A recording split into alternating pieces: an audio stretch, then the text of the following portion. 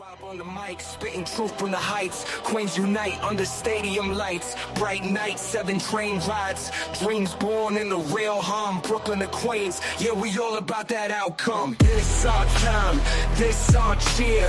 Mets talk loud, bring the hype, make it clear. From the boroughs to the field, this our year. Queens in the house, let the world hear. From Flushing Meadows, echoes bounce off the bat. Rob calls, take the mic, snaps like a thunderclap. Home runs over bridges, no gaps in the story. Mets rise, reclaiming the glory. 7 the city, blue and orange army swarm. Summer vibe electric, love in every form. From Biggie's blocks to Flushing's heartbeat. Our anthem loud, no retreat. This our time, this our cheer. Mets talk loud, bring the hype, make it clear. From the boroughs to the field, this our year. Queens in the house, let the world hear. The apple pops in the outfield, city of dreams. Rob's voice over static, Mets on every stream. White lines mapped out the future, vividly. From shade to city, the journey's never gimmicky.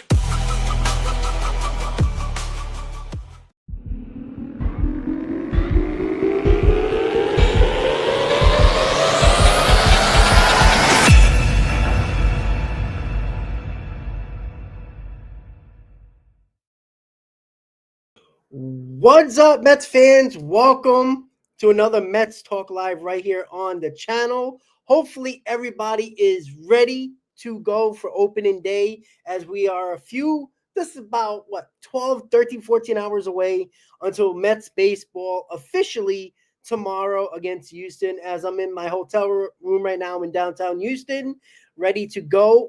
Happy opening day eve, ladies and gentlemen. I am so excited. I can't wait. Ready to go. I flew in this morning, landed this morning, and ready to go. I cannot wait to get this season going, because we talked enough about spring training. We talked enough about the roster, and now we have everything ready for opening day. So make sure you hit that like button, guys, and subscribe to the channel. If you're new to the channel, what's up, what's up, what's up? Hopefully you enjoy the show and keep on coming back for more, as me and my co-host Chris will be doing a ton of pre-games and post-games throughout the season, and it all starts tomorrow. Hopefully everybody is doing good. Let's see who we got. We got Brad, we got House of Ill, we got Daniel. I know we got more people in here that are ready to chat of the way, and I do apologize if the Wi-Fi is a little choppy because, well, I'm in a hotel and you just never know what hotel Wi-Fi, but just let me know in the comments if you can hear me and you can kind of see me, even though you probably rather hear me than see me, but just let me know in the comments if anything gets a little choppy. All right, so hey, James, what's up, buddy? How you doing? Let's go Mets for sure. Again, I was walking around downtown Houston earlier today. I landed around 9 o'clock in the morning or so, and, you check into the hotel, get yourself together, take a little break, and then you got to explore the city, right? You got to explore downtown of the city you're in. So that's what I did. I walked around. Luckily today, the sun wasn't out. It was a cloudy day in Houston, but I don't know if anybody's been to Texas, but it's extremely humid regardless of if the sun is out or not. So you can just have a cloudy day, and it was like 67, 68 degrees, but with a little breeze, but it was sticky and humid, and it wasn't fun. But you got to explore the city. I did a little bit, checking out some food spots, as I know I'm going to be eating a hell of a lot, because you can't go to Texas and not have some barbecue food. And that's where I'm definitely going to pick a few places there. And, of course, with the pre-gaming, before the game, after the game, and all that stuff, no worries, guys. Still going to be a pre-game. Post-game is going to be a little interesting, because obviously I'll be at the games. Chris is going to have that post-game set up for us. He's going to come on the show right away. I might take between 10 to 15 minutes to, get on the show, just based on my location to the hotel, which is walking distance, but still got to get out of the stadium and get to the hotel, depending on, or I just get on my phone, and hopefully the service is good enough so I can jump on with everybody and, talk about hopefully a Mets win. But I can't wait, guys. So we got Sophie in here. We got Ron now. We got Robert. I'm ready to go. And that's right. I got my Soto jersey behind me right over here. So I'm ready to go, man. I'm just ready. I'm pumped up. I it's been so long. It feels like it's been so long. It was a very long offseason. Depending on how you feel about the offseason as a whole when it comes to acquisitions, it's done. The roster is set, at least for now, and you just go to war. And, the Mets were taking batting practice today in Dakin Park, whatever you want to call it, the old Minute Maid Park today.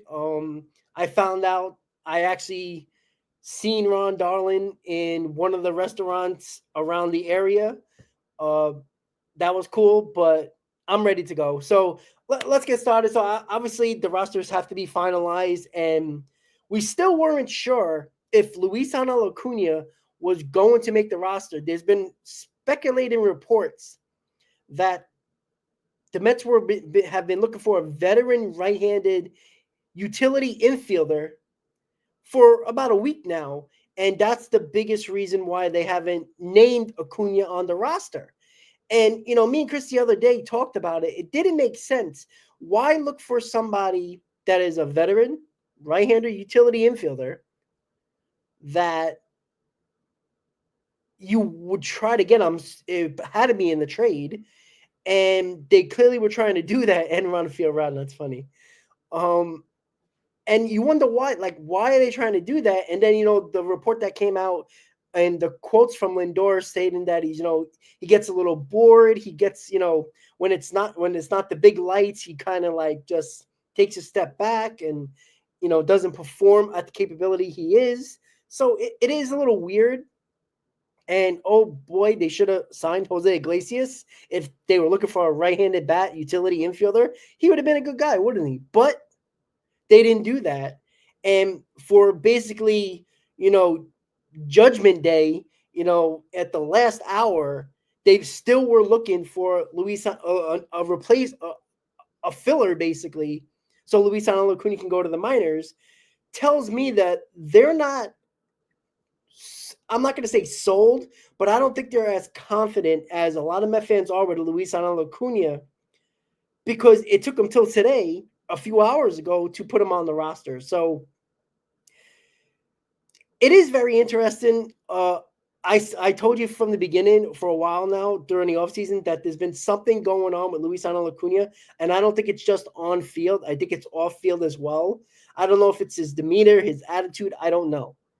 But they got to get him together because we all believe he's going to be a very good player. How good of a player is yet to be determined. Even if he's a very good player, it's a plus for the New York Mets. But if you're going to put him on this roster, and clearly the Mets were skeptical of putting him on this roster until the day before opening day, tells me that they're not very confident in Luis Angel Acuna, and whatever the issue is, they're not very confident in Luis Angel Acuna, and that worries me a little bit. But we'll see if the kid steps up. He did it for 14 games last year. It's not a big sample size, but we'll see how it goes. With the lefty on the mound tonight, you see the pitching matchup on the side, Clay Holmes versus Framber Valdez. There is a lefty on the mound. Me and Chris have been talking about it. We did our prediction lineups for opening day. He has Acuna in the lineup just based on what the Mets have done last year and in spring training, just matchups. It seems like Luis Angel Acuna will do it, but I don't. If they took this long to put him on the roster, I find it very hard to believe that Luis Angel Acuna is going to be in the opening day lineup, just based on their, situation of how long it took him to actually put Acuna on the roster. And with Brett Beatty, as good as he was all spring, I would be shocked if he's not in the lineup. I mean, if you're going to give all this attention to Brett Beatty before spring, during the offseason, and then when spring training started, and he performed in spring training, and you talked about a competition, give him the opportunity to go against one of the better lefties in baseball, and in Framber Valdez. Give him the opportunity. If he looks terrible, I'm not going to say you have your answer, but you have an option in Luis Angel Acuna to put against lefties. And I said this on the last show I believe I did with Chris, that after tomorrow, the Mets don't face, at least projected rotation and pitchers that are supposed to go against the Mets. there is no lefties for the next week and a half of games. So does that mean if the Mets are going to go by matchups, and let's say Luisano Acuna is in the lineup because of the lefty, that means they're going to go to Brett Beatty for 10 games straight when there's no lefty to start? Because that is something that you have to think about as well. Because me and Chris and myself, I don't like platooning. I think it hurts each individual that is platooning in that spot. Because if they're only going to go based on matchups and lefty righty, are you not going to play the hot hand? Let's say Luisano Acuna is playing tomorrow. He's on the opening day roster. What if he goes 2 for 3, gets a couple of hits, maybe an RBI, but looks good? Are you going to sit him on Friday for Brett Beatty because there's a righty on the mound? It doesn't make sense. I would want Acuna to play. The same thing, vice versa, for if Brett Beatty had a good day. I don't want to sit him the next day because of matchups. It doesn't work for me. And I know a lot of people were talking about, oh, well, they did it a lot last year. It worked. Sure. But it just seemed like it was like a perfect storm last year. Everything that Mendoza did and touched and decision, it seemed to work. It was like the magic touch. So can that happen again this year? Sure it can. But we have to wait and see. It is the second year of Carlos Mendoza. I think Carlos Mendoza is a very good manager. He uses analytics and his gut, which I love. He doesn't just use the numbers. He uses his gut, and he did it many times last year with his gut. But Mendoza did have problems when it comes to using bullpen arms and when to use them, and taking out certain pitchers at certain times, or using certain bullpen arms at certain times. I think he can get a little better there. But again, it's his first year. He did a hell of a job. And Carlos Mendoza doesn't seem like a stingy type of, I know everything and that's it. I think he's a manager that wants to learn. And I think he will learn from his mistakes from last year and to make him a better manager. And Chris is in the chat. CP, what's up, buddy? I will definitely see you tomorrow. And just so you know, guys, the pregame tomorrow is 12 o'clock Eastern time. I know I'm in a central time zone in Texas or in Houston. So I'm an hour earlier. So it's 12 o'clock. I know the game is at 4 o'clock in New York and 3 o'clock in Houston. But because I'll probably be doing the pregame in the hotel, just want to get the pregame in and not like rush out of the pregame, because it's obviously going to be a extended pregame for the opening day. I want to make sure I have enough time to do what I got to do and then head over to the field, even though I'm only like maybe 2 or 3 blocks away from the field, the stadium. But again, you never know.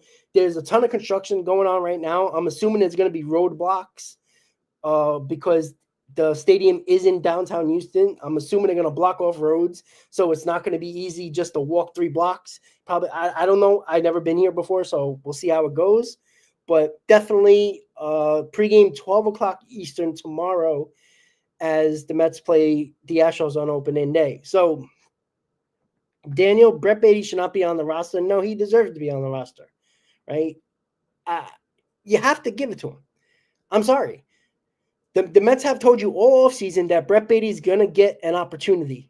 He's going to play second base. They basically told you last year by putting him at second base that they believe his bat is going to play. There's no other reason why he loses the job to Vientos last year, and they could have just they could have buried him in AAA. They could have just made him play third base, not play another position, and maybe he might come up if he starts hitting and become a DH, or, play third base when Vientos is not playing third base, or DH and Vientos, something like that. They told you last year by putting him at second base and making him learn the position that they still believe in him. Many Met fans don't. I completely understand why. But this regime, the Steve Cohen, David Stern's regime, and others in the front office, they didn't draft Brett Beatty, so they have no connection to him. But them telling you, the guys that a lot of us trust in the front office, and David Stearns is one of them. If David Stearns still believes in Brett Beatty, and most people believe in the strategy, believe in the philosophy of David Stearns, believe in what they're telling us and seeing from Brett Beatty. If they didn't believe in him, he wouldn't even get an opportunity. It's just how it goes.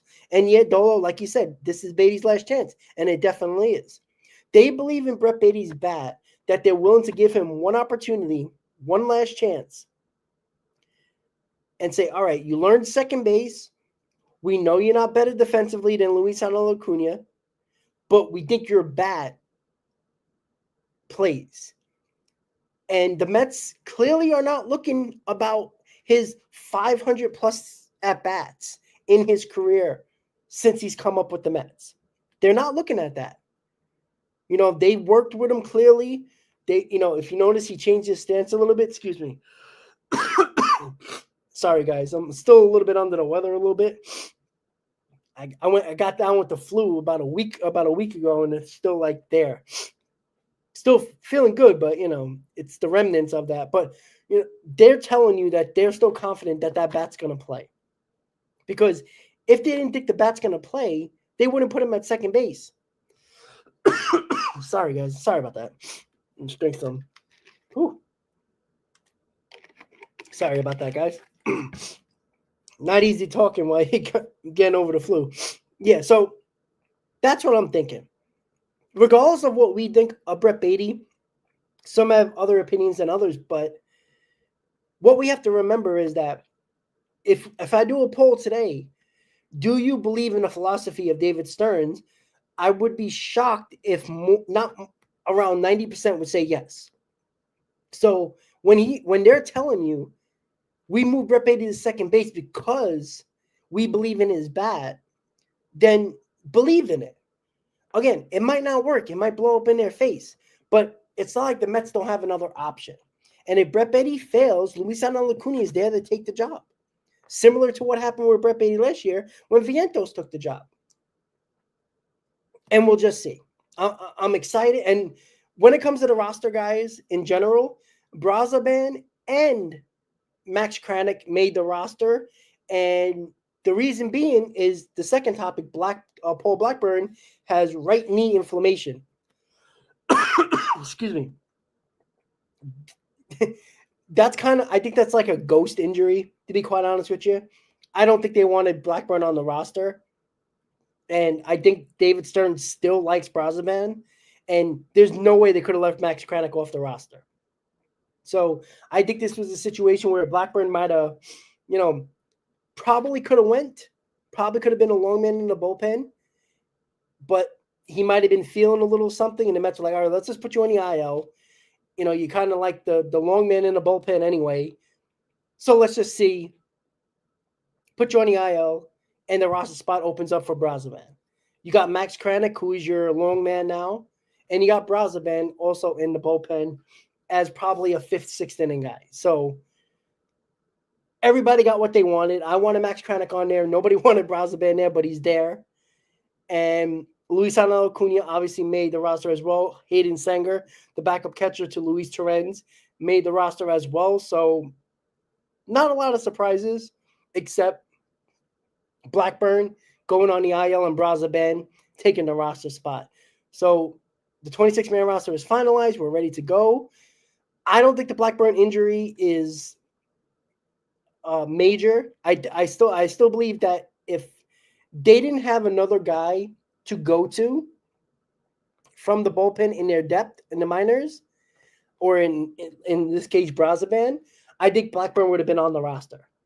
But because they have options, you know, they're like, all right, whatever.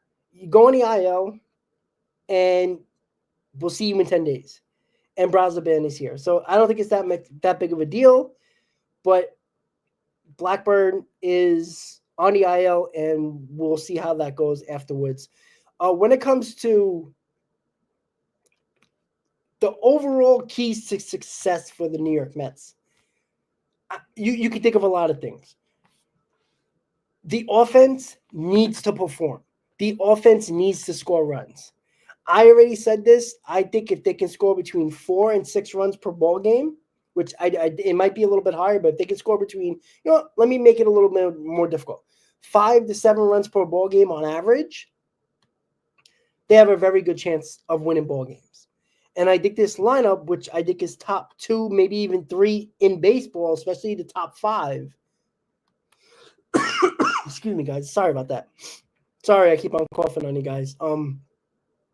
I think it's the top 2, maybe even top 2 in baseball, especially the top 5. I truly think this offense is going to be dynamic. I think Alonso's going to have a bounce back year. I think Juan Soto is going to be Juan Soto. I think Vientos is not going to have a sophomore slump. I think, being more confident in himself, knowing that he has the role, he don't have to fight for anything. I think he's going to be good. I think Lindor is kind of a wild card.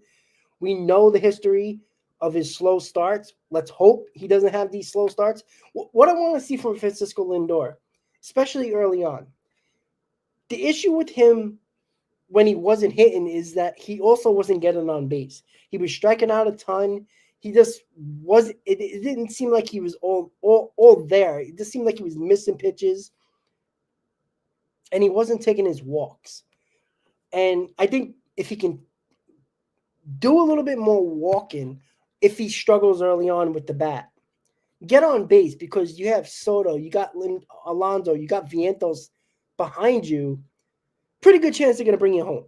So the job, at least early on, if you're going to struggle hitting the ball, try to get on base and get on for those guys because I think that's going to be key. Dante, I don't know why you're so worried about Marte. Marte isn't playing consistently in the field, so I'm not worried about that. If you're going to worry about a guy that is a pure hitter, because Marte just hits. If he's going to be DHing tomorrow, the guy's a hitter. And keeping him healthy is keeping him off the field. He might play sporadically in right field every now and then, or somewhere in the outfield every now and then, but excuse me, he's not going to be a mainstay in the outfield, and that's all I care about. As long as Marte is not in the outfield, I apologize, guys. It's just still recovering here. But if Marte's not playing the field, I'm not concerned because I know he's going to hit.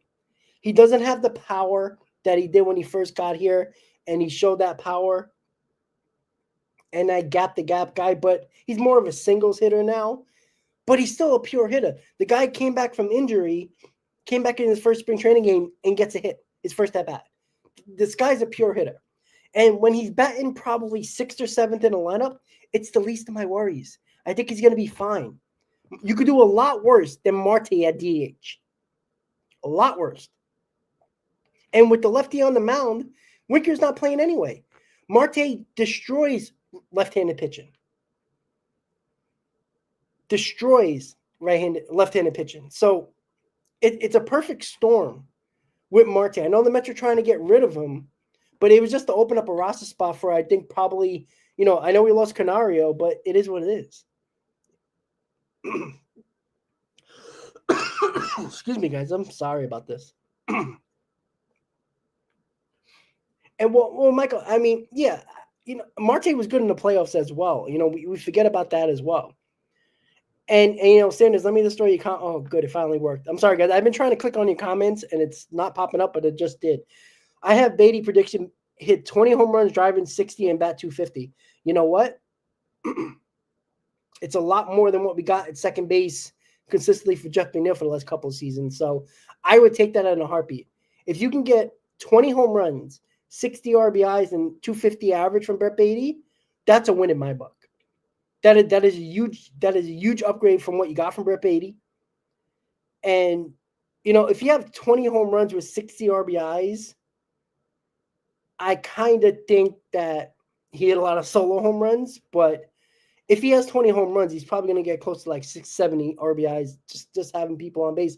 But he's going to be batting I would think, maybe 6th, 7th, especially if he's in the lineup tomorrow against a lefty. He's probably going to be bat lower in the order.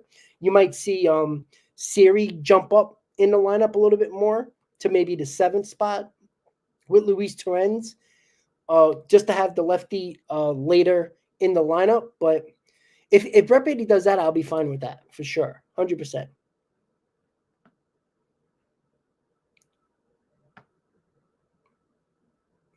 Yeah, Canario was put on waivers because he has no options. Somebody's probably going to pick him up. But look, it would be awesome if nobody does, because then you can option him down to AAA, and that would be huge. I think the Mets are hoping for that, but it's very unlikely. He's young. You've seen the power the other day. The power looks like it can be there, and people still believe in him. We'll see how it goes. We'll absolutely see how it goes. Hopefully nobody claims him. I don't think anybody claimed him yet. Let's just hope that nobody does and he gets optioned to AAA. And we got that depth piece. And you know what? If Marte struggles and doesn't do well, maybe there's a possibility the Mets just might get rid of him. It might just put him on, just DFA him, and then Canario can take that spot. But it's going to have to take a lot. And hope that he clears waivers. But I don't think that's going to happen. So the keys to success for the New York Mets is clearly obvious. The top of the order needs to do the job. 1 through 5, they need to provide the majority of this offense. It's just that simple. They got to do the job. I'm still concerned about the pitching, especially the starting pitching.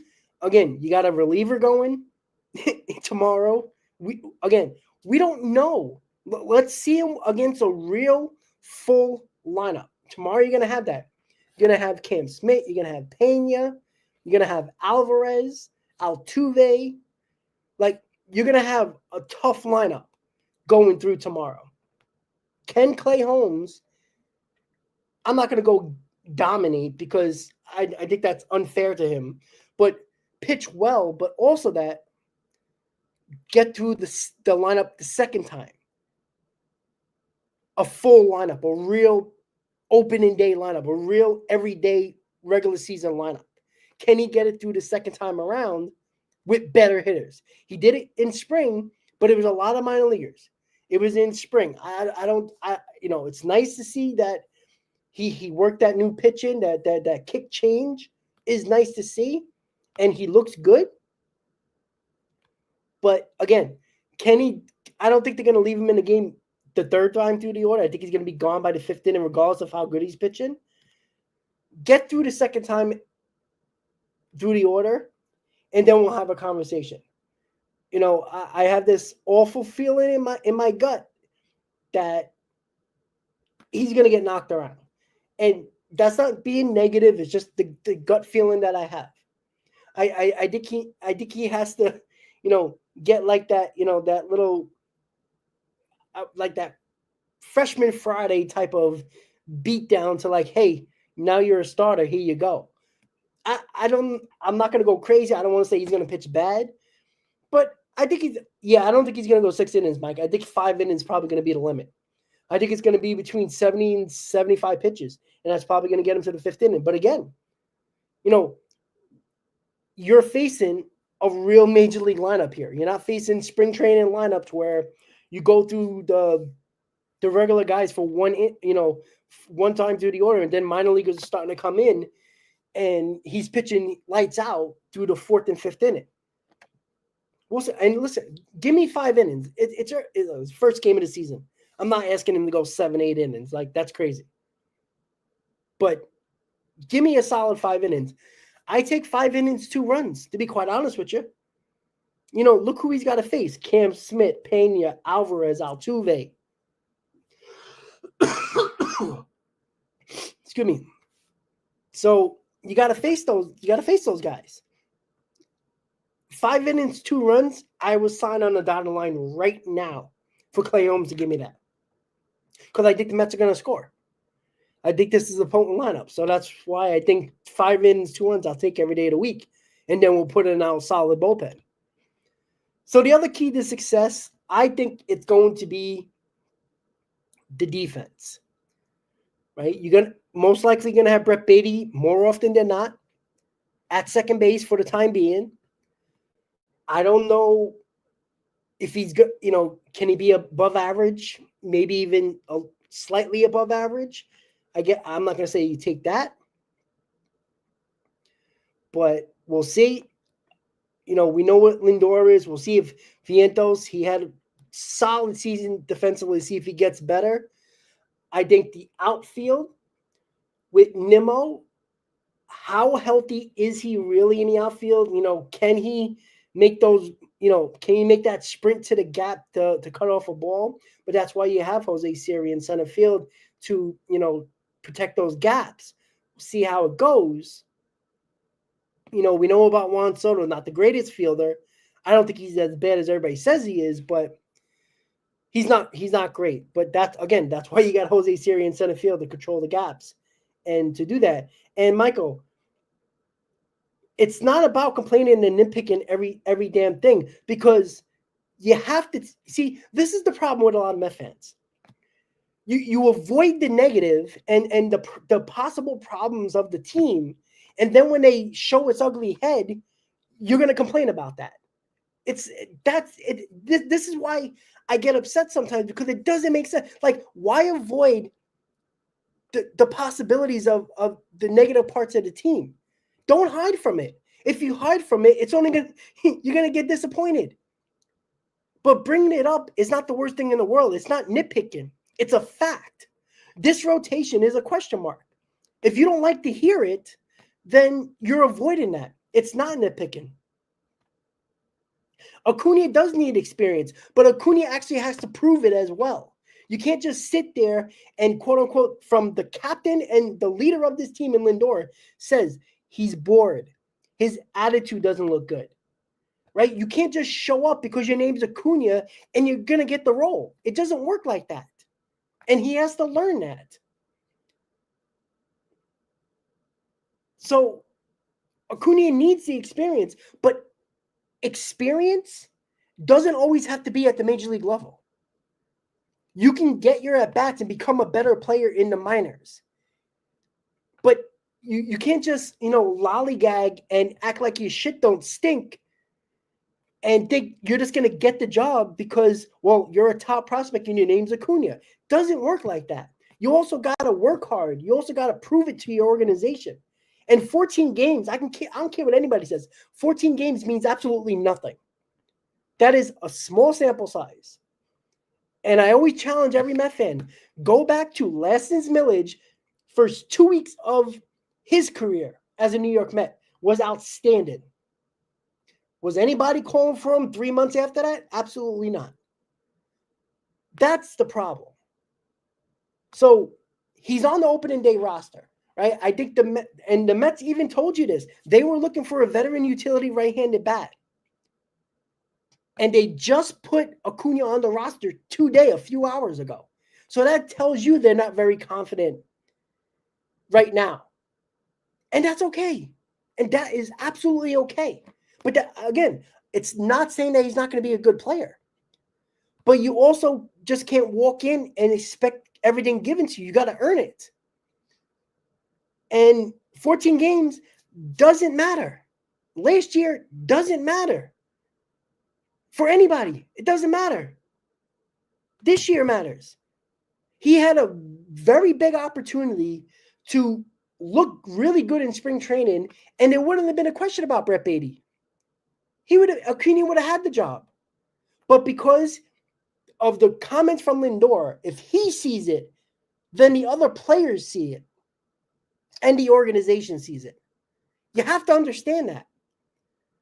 How does it look to other players around the team that this guy that doesn't have the greatest attitude, looks bored, and everybody knows that he has the ability, but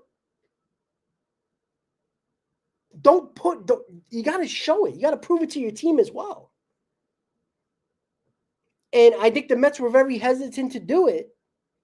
And it was clear that they were hesitant to do it by looking for a right-handed utility bat, infielder, and just putting Acuna on the roster a few hours ago. So I'm glad he's on there.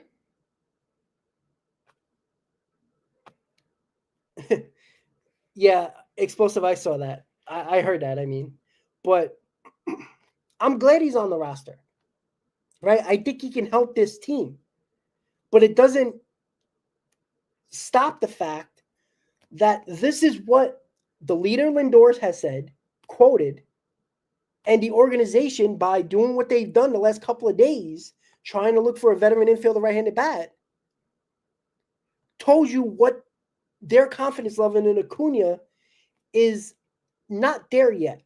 But they're giving him the opportunity.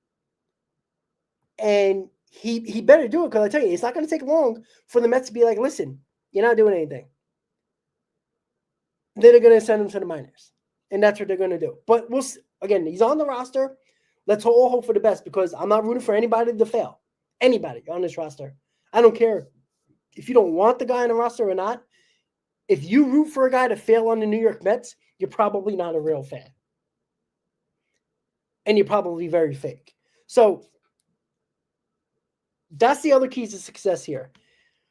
The rotation, it just needs to be average. I don't think it needs to be above average. It needs to be, at least right now, be average. And I was so excited for the New York Mets to name Tyler McGill and Griffin Cannon the game 2 and 3 starter of this series.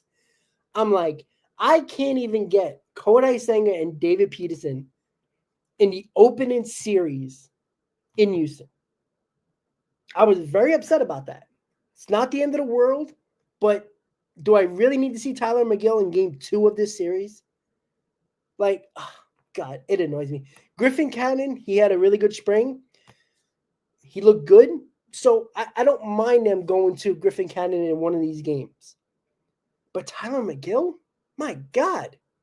But again, it is what it is. Go out there and pitch well. That's it. No more excuses. There is no more excuses for this team. Another key to success, there will be no excuses for anybody on this roster.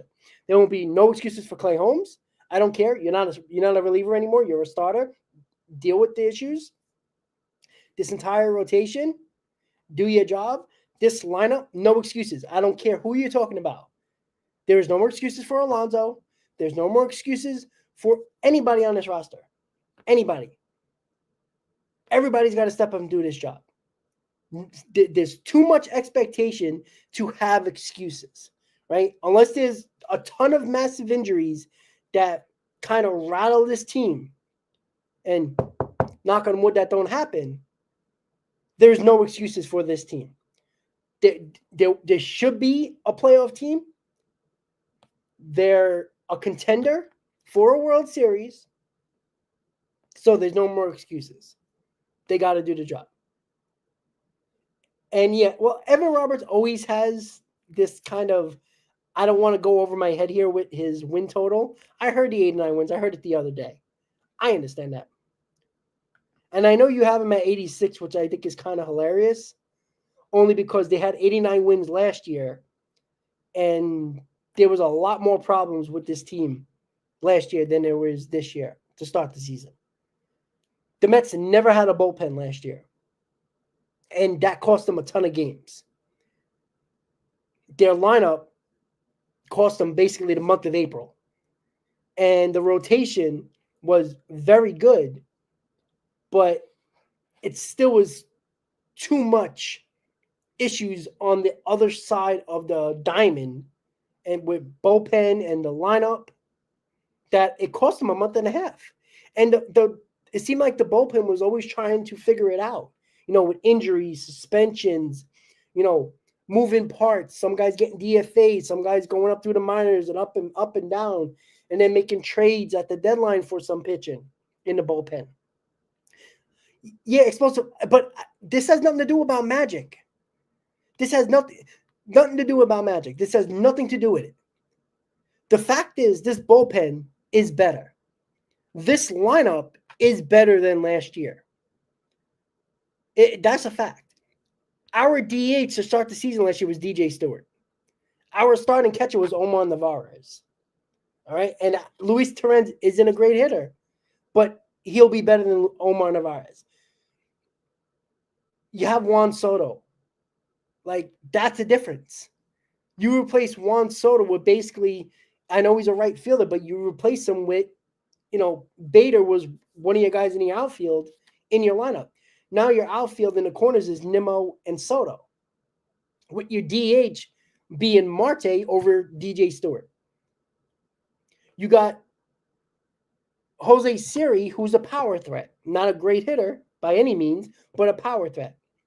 So 86, I don't want to hear about magic. I think that's a silly conversation because you're looking too much about last year and comparing it to this year, and there's no need for that.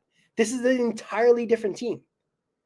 This is a generational talent in the offensive sense in Juan Soto. The Mets did not have that.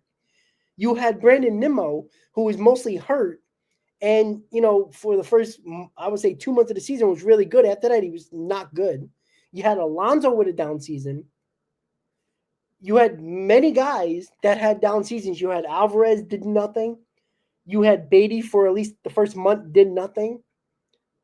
And Harrison Bader, even though he was good for the first month and a half, struggled. And then you had Tyron Taylor, who was solid, but, he's not a starter. So this team is different. You got a DH platoon with Marte and Winker that is much better than the Mets probably had since the DH was implemented in the National League. Now, you can be concerned about the starting rotation like I am. But I didn't feel like last year the offense could pick up the pitching when it struggled. And it was clear they couldn't. When the pitching was good, the lineup was struggling. Everything came together, late May. But this team is different. And one of the biggest reasons, not just to put the lineup to a side, I think the bullpen is much deeper. Obviously, you gotta deal with health, and if they're healthy, I think the bullpen's going to be really good. So, if the bullpen is solid, that saves the lack of innings, at least early on, from the starting rotation. Because I'm not necessarily concerned with the starting rotation as to being, solid and putting good outings out there. I'm more concerned about the length. Clay Holmes, 63 innings last year. David Peterson threw 160 innings last year, but can he do it again? You have Kodai Senga, who pitched 6 innings last year. The innings, I think, is going to be a concern. That's what I worry about. I don't want to tax the bullpen over the first 2 months of the season because you're trying to protect your rotation from the innings early on.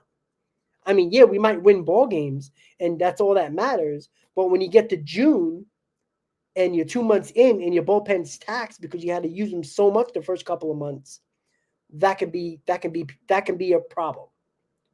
And even though the couple of depth pieces we might have in the minors, it might not be enough to help the bullpen that could be burned out by June. And that's my concern. Now, I know the Mets have said that they don't really have innings limit on Clay Holmes, which, I'm sorry. The guy threw 63 innings.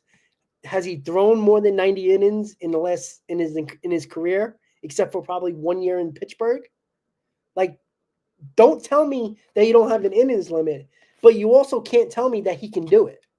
Can he do 145, 150 innings and be a successful starter?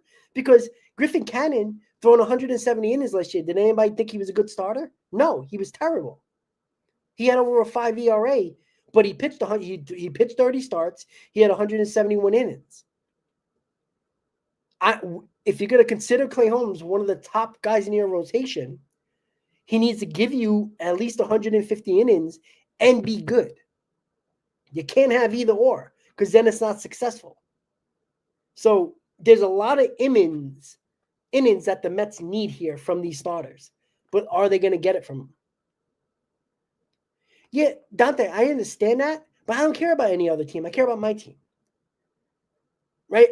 But here's the other thing. The Mets don't have a clear ace. They don't have a guy that can throw 180 innings with no problem.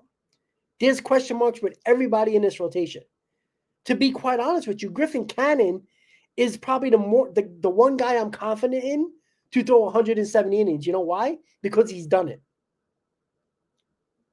And that's the concern. So I'm not. The fact is, if you look around baseball, and most of these guys, most of these teams have a starter. Look, just look at opening day tomorrow. Look at all the starters. I guarantee you most of them are top line starters, aces for that matter, that you can go back the last 3 seasons, bar an injury, that they've had 170, 180 in for consecutive years. So you already can pencil that in. Obviously, bar an injury, you can pencil that in. I cannot pencil in any of these starters except for Griffin Cannon to throw me 150 plus innings. That's the issue. And burning out the bullpen could happen a lot sooner for the Mets based on guys that have not done it and haven't done it consistently or if at all.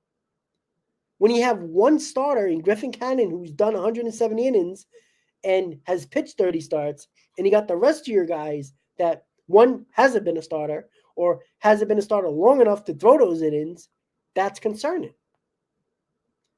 But when you can pencil in a guy to throw 170 plus innings for you that will be pitching tomorrow, most guys that are pitching on opening day are guys that are probably workhorses, that are bulldogs, that throw 170 plus innings without even a blink.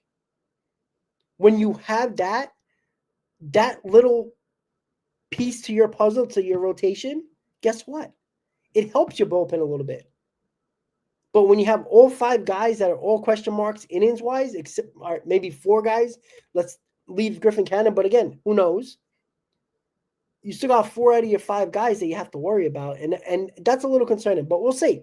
Again, just because we see it now, just because we see the roster, a lot of things can happen completely different than what we're talking about right now. But we'll see. So let's get to game 1, opening day tomorrow, the preview. Clay Holmes against Framber Valdez. We know who the better pitcher is, at least to this point, is obviously Framber Valdez. Established pitcher, one of the better lefties in baseball.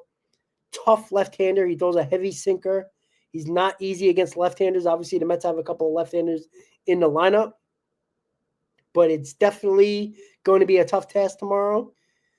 The key, I think, tomorrow for the game, I think the Mets got to go get Valdez out of the game quickly. The Astros are not going to extend him, especially on opening day. So make him throw pitches, extend at-bats, take a few walks, make it difficult for him. I would be shocked if he throws more than 75 pitches. Get him out of the game. Get to the Astros bullpen. That's what I think one of the success for tomorrow for game 1. Again, Clay Holmes. I don't know what to expect. Like, I honestly have no idea. I know he's got stuff. I know he got that kick change. He's, the movement on his pitches are extremely good. You've seen it in spring training, but I don't know what to expect. I'm going to be honest with you guys. I don't know. I'm going into opening day tomorrow, walking in that stadium. Would I be shocked if he throws 5 innings of no-run ball? No. Would I be shocked if he goes 3 innings and gives up 5 runs? No. Like, that is the widespread possibility with Clay Holmes right now, because I just don't know. Until I see it consistently, again, we have to wait for that. I don't know. I'm going in there with an open mind, because I just don't know. But I wouldn't be shocked if any of those situations happen. I'd rather be very wrong and not coming on in the postgame, someone like saying, I told you so. I'd rather be completely wrong here. Trust me. I think the issue, excuse me, guys, sorry about that.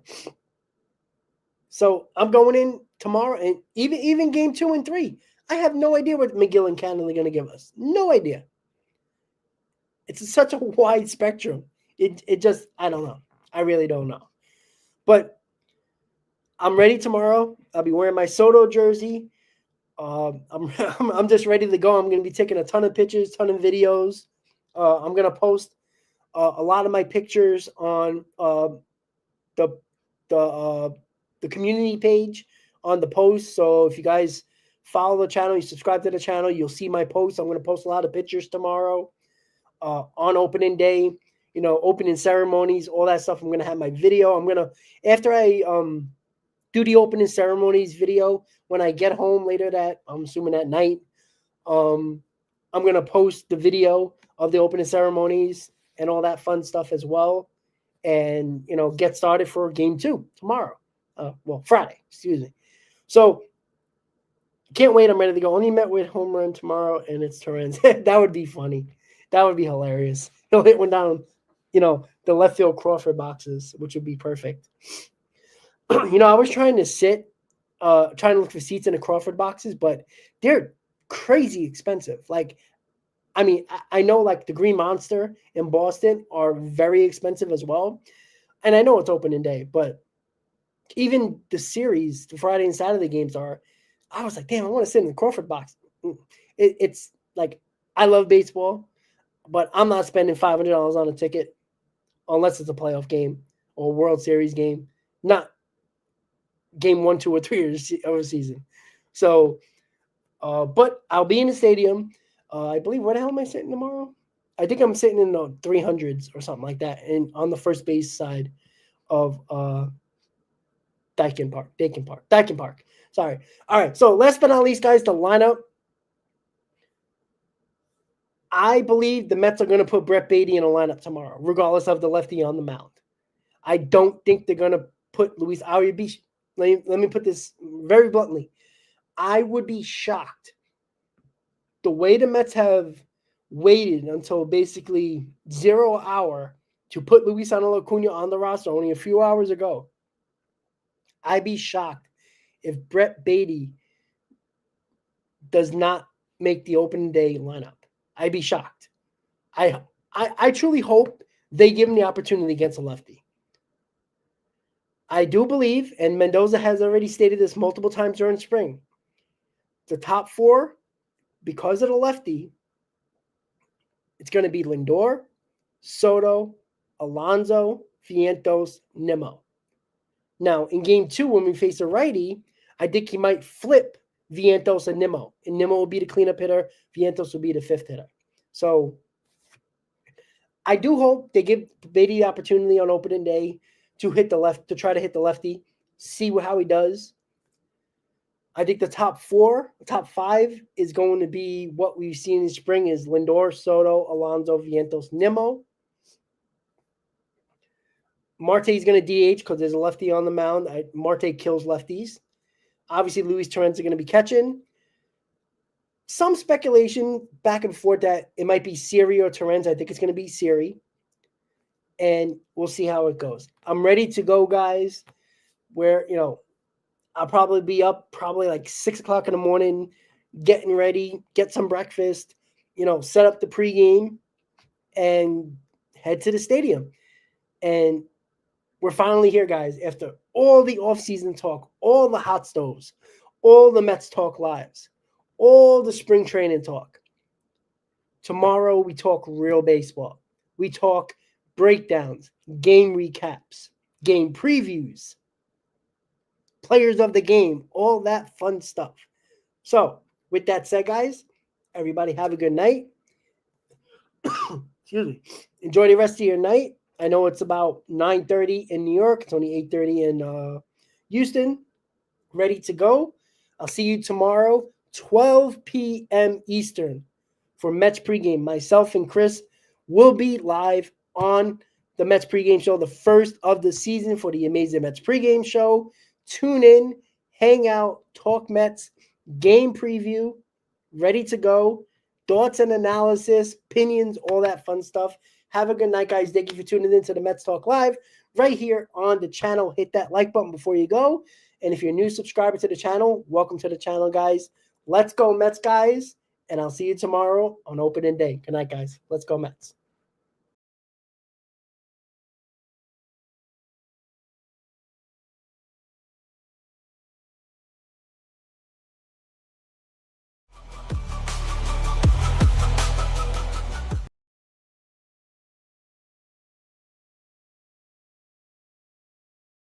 Dreams born in the real harm, Brooklyn to Queens. Yeah, we all about that outcome. This our time, this our cheer. Mets talk loud, bring the hype, make it clear. From the boroughs to the field, this our year. Queens in the house, let the world hear.